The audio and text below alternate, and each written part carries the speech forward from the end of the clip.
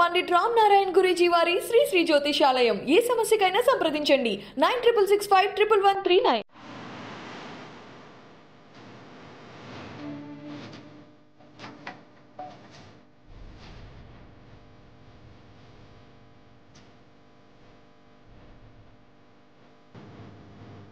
భారత్ మాతాకి జై అంటూ తన స్పీచ్ ను మొదలుపెట్టిన కిషన్ రెడ్డి నరేంద్ర మోడీ గారి నాయకత్వం అని కిషన్ రెడ్డి అంటుంటే వర్ధిల్లాలి అంటూ స్టేజ్ మొత్తం దద్దరిల్లిపోయేలా బీజేపీ కార్యకర్తలు గట్టిగా అరుస్తూ ఉత్సాహాన్ని చూపించారు.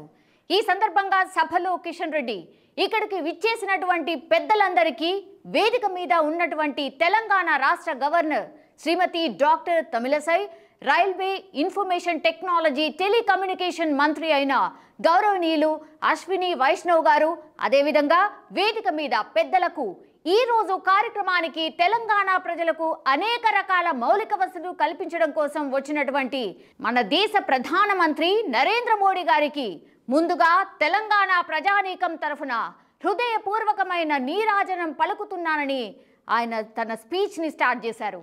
ఈరోజు తెలంగాణలో ఉన్నటువంటి ప్రతి హిందువు ఎప్పుడో ఒకసారి వెంకటేశ్వర స్వామి దర్శనం చేసుకోవాలని కోరుకుంటూ ఉంటారు. ప్రజలందరూ వెంకటేశ్వర స్వామి దర్శనం చేసుకోవడానికి వెళ్తూ ఉంటారు.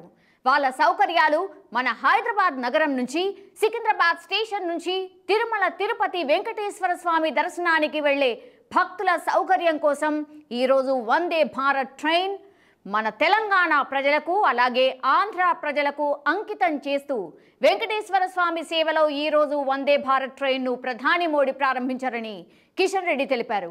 ఈ సందర్భంగా తెలంగాణ ప్రజలకు మనవి చేస్తున్నా, ఇది 13వ ట్రైన్, అంటే 14వ ట్రైన్ను ఈరోజు ప్రారంభించుకున్నాం.